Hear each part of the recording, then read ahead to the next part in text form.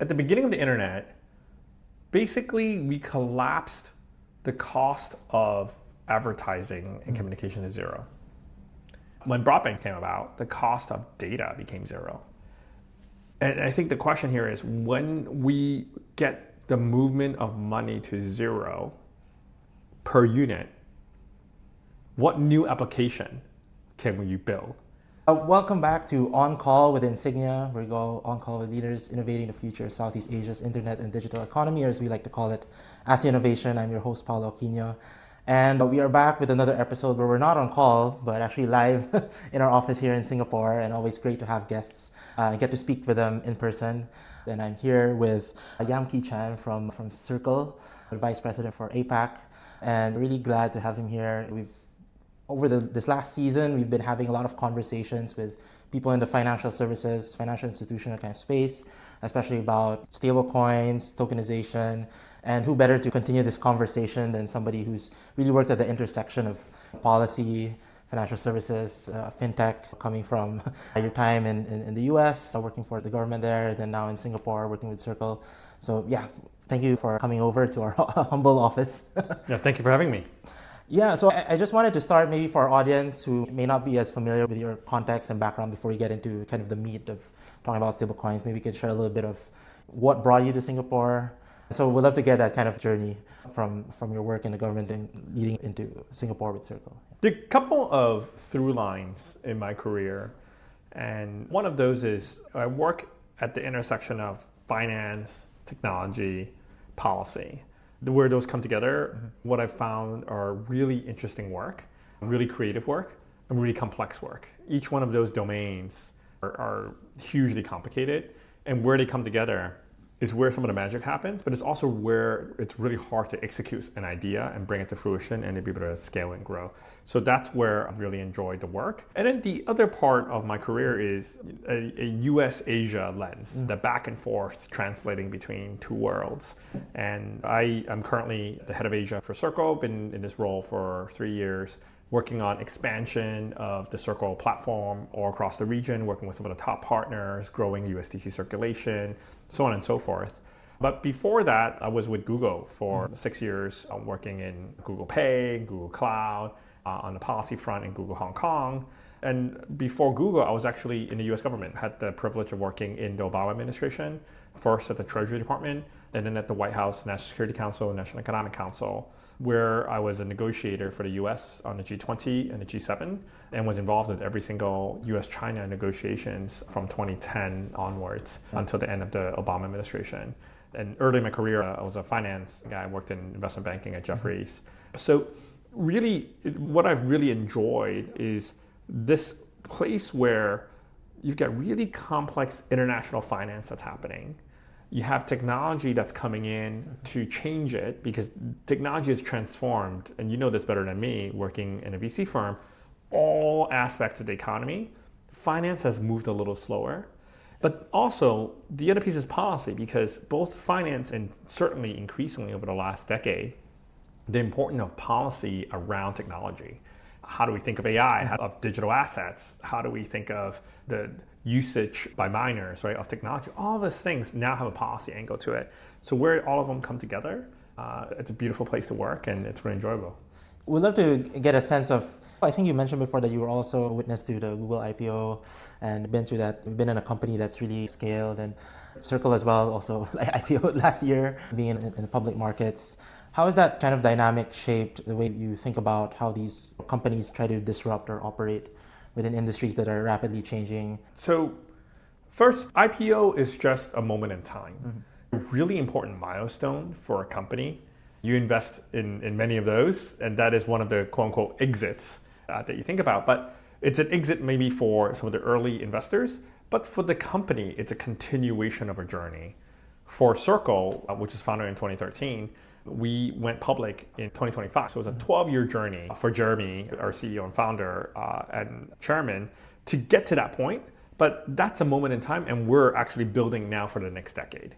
We talk a lot about a journey towards trillions. How do you get to $1 trillion in circulation? How do you get to $1 trillion in transaction volume? How do you look at $1 trillion in trading volume? All of these things, because when you look at where the market is today, despite the fact that for a company like Circle, we went public, we're at the very early stage. Right. Stablecoin circulation in aggregate, if you're very broad in your definition of stablecoins, around $350 or so billion. When you look at the addressable market for money for M2 is in the tens of trillions. So this is a tiny aspect of it. When you look at transactions for financial services, we're in the trillions a day. For Circle, we see USDC transactions on chain. In the last quarter of Q4 2025 was around $12 trillion. It's large, but in the grand scheme of what's going on, we're just getting started. Yeah, and speaking of that journey, getting into the trillions, you've been doing a lot of work for that journey in Asia, especially trying to get more institutional adoption in terms of the USDC and all of that. Can you share a little bit more about that journey so far, specific to Asia? Did you have any specific realizations that maybe coming in you didn't really have? A few things. The first is that personally, I've been in and out of region ever since I was a kid. I was born in Asia, family immigrated to the US, and then started traveling back during college, going back and forth really, both in my studies as well as in work. So being in Asia itself is not new for me. And for anyone that has spent time in the United States and in Asia, there's always this view of, wow, the excitement that's happening, the progress that's moving, the amount of innovation that's happening in Asia, it's unparalleled. The speed at which things are changing, it's, to an American, it feels like coming to the future when you're in Asia.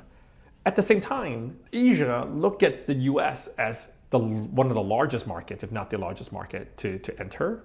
It's also where really core innovation happens, right? So you look at certainly the beginning of the internet, the beginning of iPhone as in smartphone technology, the beginning of application build, and the beginning of AI in terms of the boom and the companies. It's largely US. So there's this really interesting dynamic where there's this hard science, hard innovation that happens, but then the application happens out here in Asia. That it takes off and it goes on its own and it hits billions of people really quickly.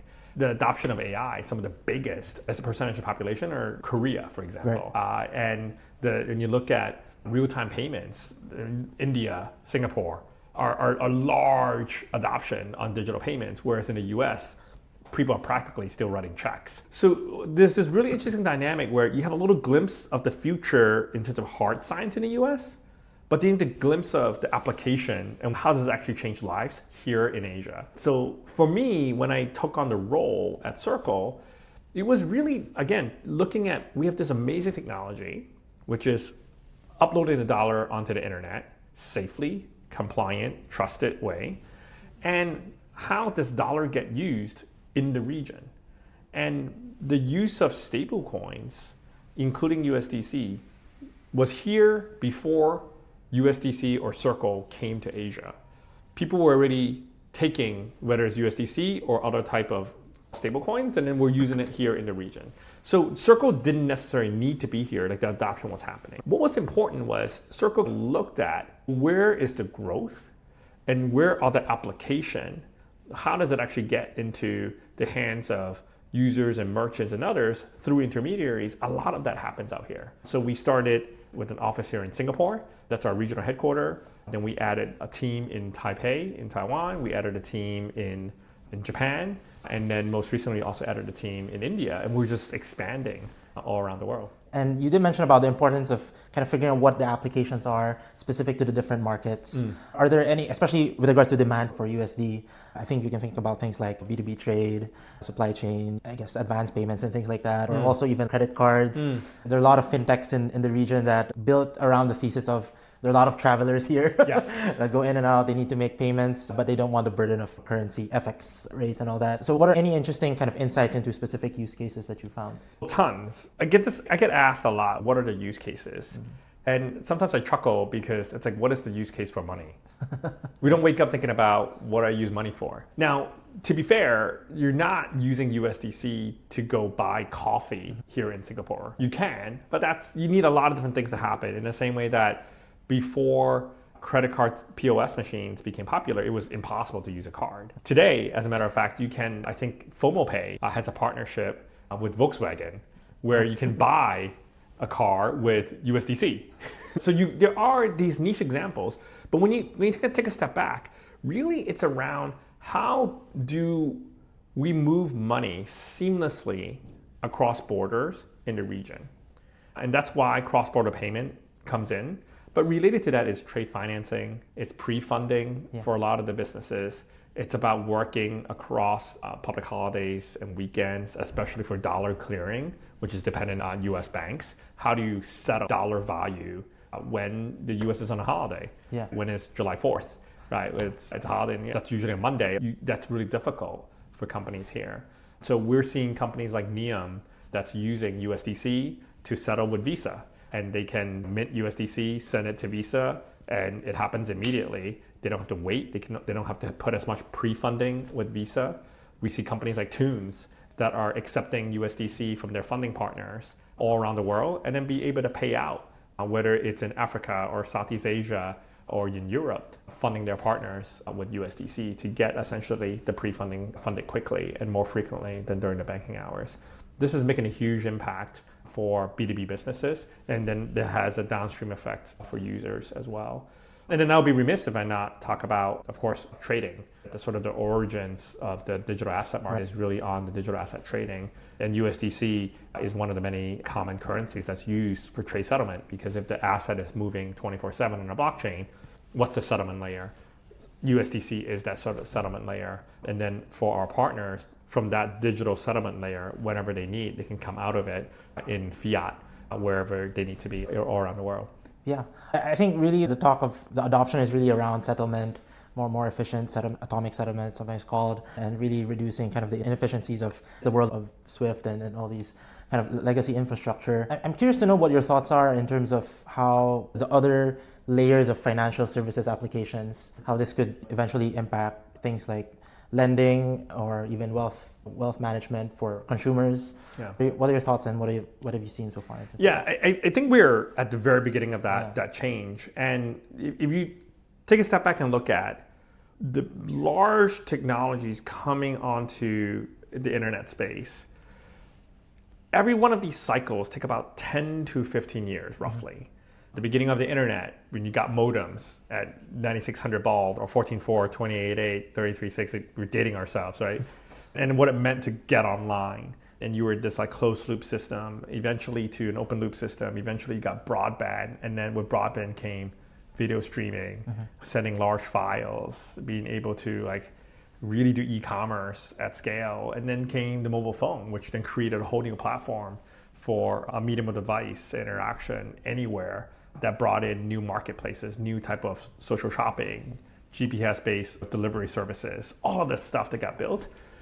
One area that hasn't changed has been finance. Most of the fintech evolution over the last couple of decades, where Asia was a big part of it, it's largely been on the interaction, the interface level, UI/UX, the UI/UX with the user. But the rails underneath, how money actually moved, we're still in legacy rails. So the image I think about it's a little bit like water polo, where up top it looks really good, they're kind of throwing the balls. Down below, they're like kicking like crazy to kind of get things to move in the right places at the right time, over weekends, all that. And now there's a new way to build that fundamental layer. And hence all of the fintechs and even banks are saying, that's a much better way of moving money, of settling. So now the upgrading of that infrastructure layer is happening. So that's, I think, what's really exciting right now. Yeah, and speaking of really upgrading that infrastructure layer, you did mention some examples earlier, but how would you describe broadly how Circle works with various fintechs and different partners? I know you partnered with one of our portfolio companies as well, StraightSex. What advice would you have for founders listening in terms of working with partners like you guys? First of all, absolutely get in touch. We have a full stack of services and products that support the ecosystem. What we've just talked about is largely USDC. Circle is now in this journey to build a full stack internet financial system. So if you allow me, think of this full stack starting with the digital asset layer. That's where USDC, the dollar stablecoin, regulated dollar stablecoin, sits. URC, which is a euro stablecoin, and then USYC, a tokenized money market fund. That's our asset layer. That's what people transact with and or hold. We've gone up the stack and down the stack. Up the stack we've built a Circle Payments Network, an orchestration layer that connects different PSPs around the world such that they can interact with the users or their merchants in fiat or in their local stablecoins. But then on a cross-border basis, they're able to settle with one another using USDC or international stablecoins. We have announced the creation of a StableFX, which is an FX platform that allows order takers to be able to interact with the market and be able to swap between different types of stablecoins, whether it's USDC, EURC, PHP, and Peso, or others. Like that will be a venue for that. We also announced late last year the creation of a blockchain called ARC. And this is really fundamental in terms of what we see the future would look like. ARC is the economic OS for the internet. There are many blockchains out there, but when we work with regulators, when we work with regulated financial institutions, there were a couple of qualities that they needed in a blockchain for them to feel comfortable building on. And some of those things are the known set of validators, who owns the network, how fast do you settle? So sub-second settlement, privacy is another. And then also the transaction currency on the blockchain, they want it to be in a denomination they understand, dollars usually. It's hard to have some random token that fluctuate in price, and it's hard for CFOs to predict what is the cost of that application that they're building on a blockchain when not only the blockchain traffic changes, but also the token price changes. So we built ARC to have a gas fee using USDC. All of these are really needed to move the ecosystem to the next level. And we expect to see this builds out, more financial institutions getting comfortable using different parts of the stack, and they can pick and choose. Right? There may be times they would use USDC, maybe there be times they want to use a PHP stablecoin. They can build it on ARC, they can build it on another blockchain. They can use Circle Payments Network for money movement, or they can use another partner for the money movement, but they can use USDC. So there are different parts that they can kind of pick and choose, which is really important when you think of what does the future look like and the interoperability across the stack up and down, and also in between this stack and those of the other partners that are building an ecosystem. Yeah, I think it gives a lot of options for CFOs especially. And I think one of the other, applications that we've been interested in is how stablecoin could impact Treasury and how financial leaders manage money, especially those that are multi-market organizations and businesses. What are the biggest, obviously some of the pain points are being solved already, but thus far, what are the other kind of challenges that CFOs you think have that could potentially be addressed by stablecoins down the line? A number of things. We already have some corporate partners that are piloting with the Treasury movement using USDC. So these are companies, for example, that move money from Japan to Europe. And normally to do that, the cutoff time in Japan is 10 a.m. Right? So if you're on a Friday, you need to move money out of Japan at 10 a.m. or else you have to wait until Monday. And Monday in Japan at 10 a.m. is Sunday night in the US, and still early Monday morning in Europe. So the ability to move funds more quickly, not only from Asia to the West, so to speak, but also from the West over to Asia, to be able to do it on a Friday or Saturday and have it land by your Monday morning, I think it makes it more capital efficient. It allows corporates to be able to more easily deploy the cash positions all around the world. For investors, where do they want to take advantage of open markets and investment opportunities, as opposed to waiting for your bank to open such that you can move money to invest. So that will be a big change in the dynamic. Speaking of investors, like how do you see stablecoins also impacting VC? Have you had conversations with investors or fund managers thinking about how they want to deploy and maybe how that impacts fund life cycles and things like that? Yeah, we already have various VC firms and certainly startups where they take funding in USDC. I'm sure you've had trouble where you've closed a round and you have to move $10-15 million and it takes 4 or 5 days. You got to get a bunch of questions and really you're like, I know this person, it's a cleared account, why is it taking so long? And same thing when you're deploying money to any founder out there. Closing the round is like a big celebration, but then is the money in the bank? Is the money in the bank? Yeah. And stablecoins solve that problem. It's like the money has settled. That's a huge difference. So that's like the simple stuff. What gets more interesting, obviously, is what's coming around agentic payments and essentially machine-to-machine money movement, where you can now build smart contracts where if-then statements of if this happens and this happens. Think of all the covenants that you have to structure right? All the warrants. And all the warrants and yeah. all of the lawyers that are involved. You can do that once and put it in code and then have locked values that are tied to that transaction with the various milestones, as opposed to you hit the milestone, then you pick up the phone and says, hey, the milestone was hit, right? And you're debating, was it hit at the right time? Did we miss it by a day or two? Like all that stuff, you can now rethink that schedule and the movement of money. I think that will be really big for investors. And then the other is beyond USDC, we're working with a number of venture capital firms and also founders to build on top of ARC. So we would love to work with different organizations around the region to be able to do that, because we do believe that is the new economic OS that will be for the internet. And yeah, speaking of, or we always like to tell our founders, don't celebrate until money's in the bank. Like you may have closed around, but you got to make sure that your funding's right there where you can easily access it, and definitely stablecoin make that easier, especially to access investors that are in different regions, time zones, and all of that. But you did mention already agentic payments, programmable money movement. Everybody, I think it was the talk of the town in SFF last year. But what are your thoughts on in terms of the risks of actually getting this to be a big opportunity that's widely adopted? The risks. The risk, yeah. First, I think it's important to think about the opportunity and what's before us. When we think of money movement, there are so much constraint that's been inherent in how we've worked. People are used to taking 3 days for the money to arrive, sometimes longer, or setting $1 million and know that you're going to get a call or two, and then a bunch of different checks that you got to do. It's ingrained in this how it works. That all of this goes away. But the idea of how much do you need to move money changes as well. You have to think about, for those of us who live in Asia, when do you do your FX transactions? Right, generally on a Monday or Tuesday night, because you know that's when markets are open in the States and you have more liquidity.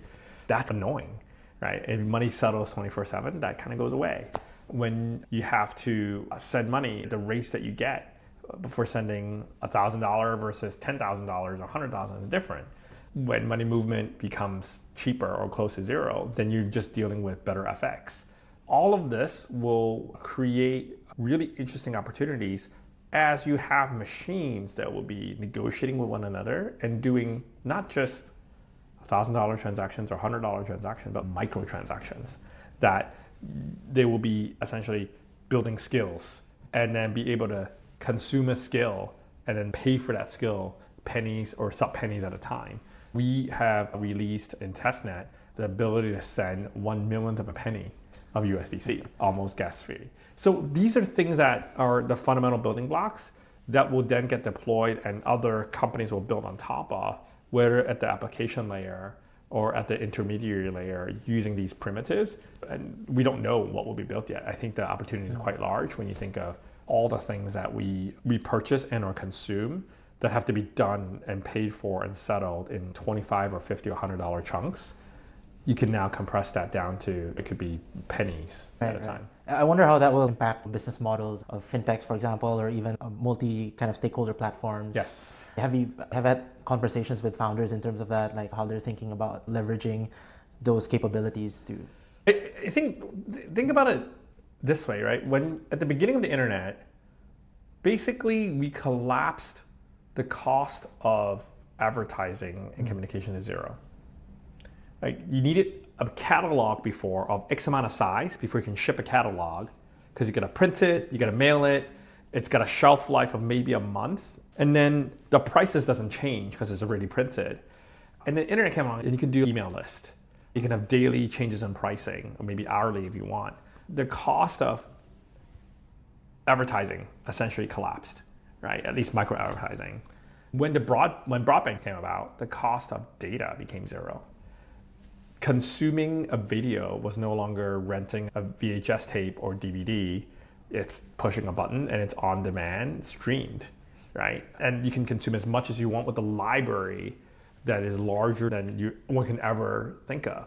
That's pretty amazing. And I think the question here is, when we get the movement of money to zero per unit, what new application can we build?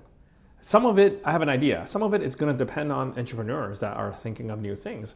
When you think of creators, like social media creators today, they're paid in $100, $200 increments when they cash out, not because they're not earning at pennies to 10 cents to dollars per view, but because for the companies that pay them, for the transaction fee to make sense, they need to get to a certain balance before they can cash out. That's no longer the case. You can, in Indonesia, for example, the advent of Grab and GoTo was that a driver can earn during the day and be able to cash out at the end of the day, as opposed to waiting at the end of the week. And that meant that they didn't have to pay really high rates on credit. They don't have to borrow with collateral that are important family savings. They were able to, they earned. Give me my money today. This is going to change not just the physical economy, but the digital economy. And I can't imagine yet, because I don't know, the new applications that entrepreneurs, especially in this market, will build for. And this market builds for it not because someone had a grand idea, but it's because out of necessity. And that's the difference of what drives this market. Yeah, I think it will definitely shift the value proposition for a lot of companies. Think of concepts like take rates on transactions and things like that. I think that will definitely shift. But obviously, it's an open question. I think our listeners can definitely push your imagination and reach out to us if you're building something that's in that space. I want to bring it back to Southeast Asia in particular and ask you, what role do you think does the region have in terms of, or maybe even Singapore, we can start with that, in terms of driving adoption and pushing the limits of what stablecoin can do globally? Yeah. Great question. Southeast Asia, it's a really special place, but it's also a really difficult market. It's special because when you look at ASEAN, and whoever decided that term, you're just picking a bunch of countries. But as a group, it's quite large, right? It's about 400 to 500 million people as a group. However, we've got different currencies, different jurisdictions, different laws. And commerce between it has been difficult, not because people don't want to do the commerce, but because part of that geopolitical challenges of how do you settle? How do you go from rupiah to dollars, dollar to Sing dollars, or rupee to dollars to Thai baht? Everything had to come back to some sort of reference currency for interoperability. And stablecoins that settles 24/7, that is the same as a dollar, can do that without having to work around US banking hours. And I think that's pretty important to think about in terms of the opportunity set. The other is the market here, because of the different challenge, you need better standardization.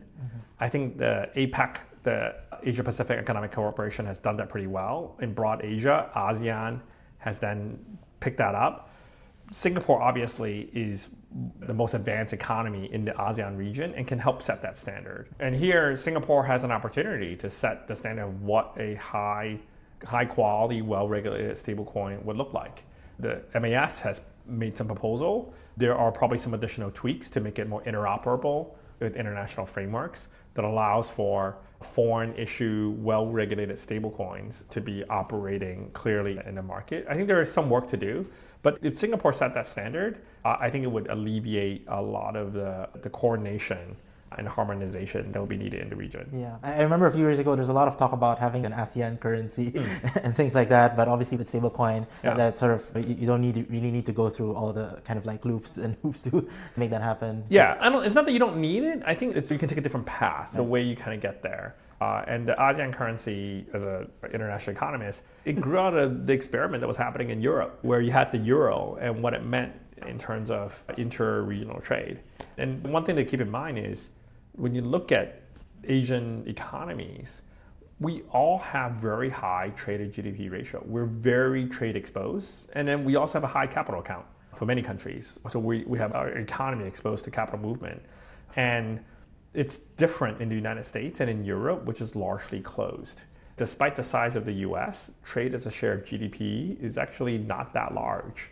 And same with Europe. When you remove intra-European trade, because they can trade with one another, inter-European trade is not the same as what is happening here in Asia. The analogy I use is buying and selling something between San Francisco and New York, or between Paris and Berlin is easy. Here, you've got a company sitting in Singapore, it's producing something in Indonesia or the Philippines, the buyer sits in Korea, you're collecting in won or yen if you're in Japan, and then you're paying your vendor in rupiah or rupee or Thai baht, it's much more complicated. And those are costs to the businesses here that doesn't occur for the businesses in the US and Europe. Yeah, I think that trade exposure really part of the explanation of why a lot of emerging markets are also very early adopters of not just stablecoins, but other blockchain-based tokens and all of that.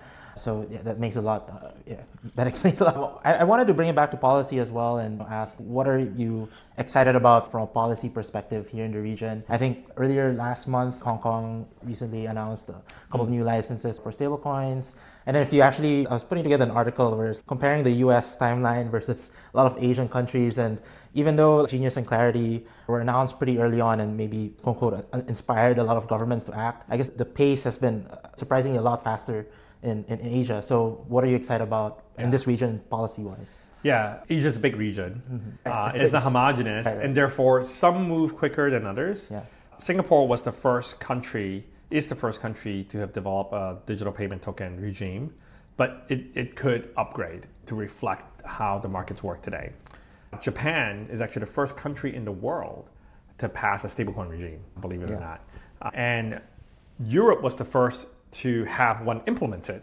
So MiCA was the first stablecoin regime they implemented in the jurisdiction.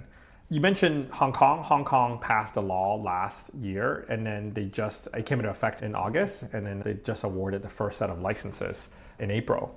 And we were in Hong Kong last month, meeting with the various stakeholders to understand like how that's developing, what does it look like. It's moving very fast. And in the region, aside from your Singapore, Hong Kong, Japan, Korea is working through legislation. Australia has also proposed laws. There are various conversations that are happening, whether it's in Taiwan, in Thailand, in Vietnam, and other places, but not as far along as the Hong Kong and Japan.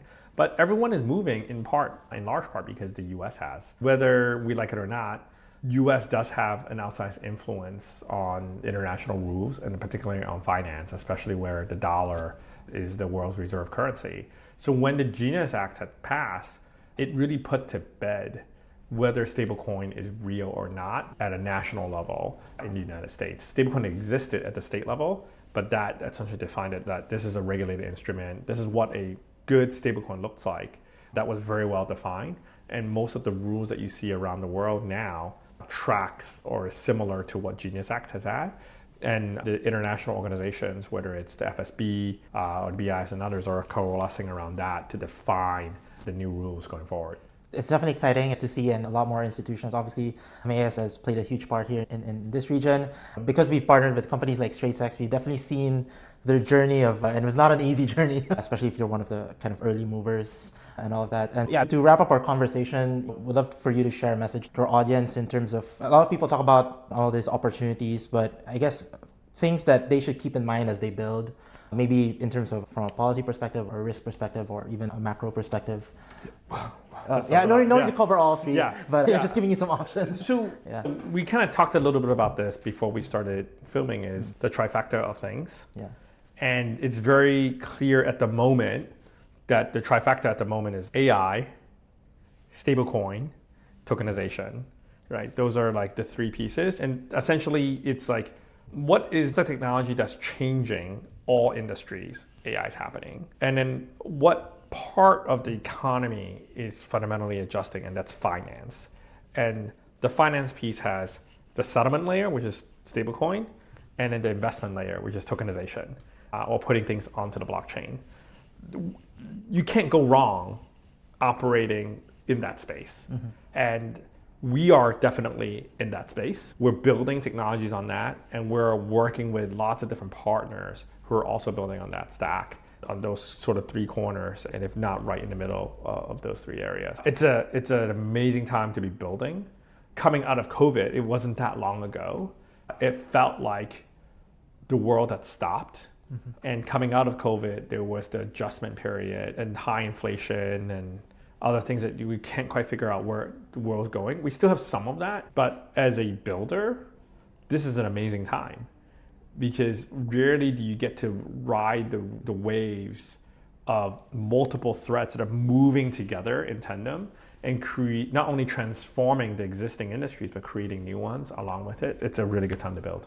And yeah, on that note, thank you so much, Yam Ki, for joining us on this conversation. I'm sure we could have talked about a lot more topics, but I think really the one on everyone's mind is really what the coin opportunity means for their companies, whether you're in fintech or not. I think it's definitely wide reach in terms of impact and applications. And thank you, Yam Ki, for joining us and sharing a little bit more of your insights on this topic. Yeah. No, thanks for having me, Paulo.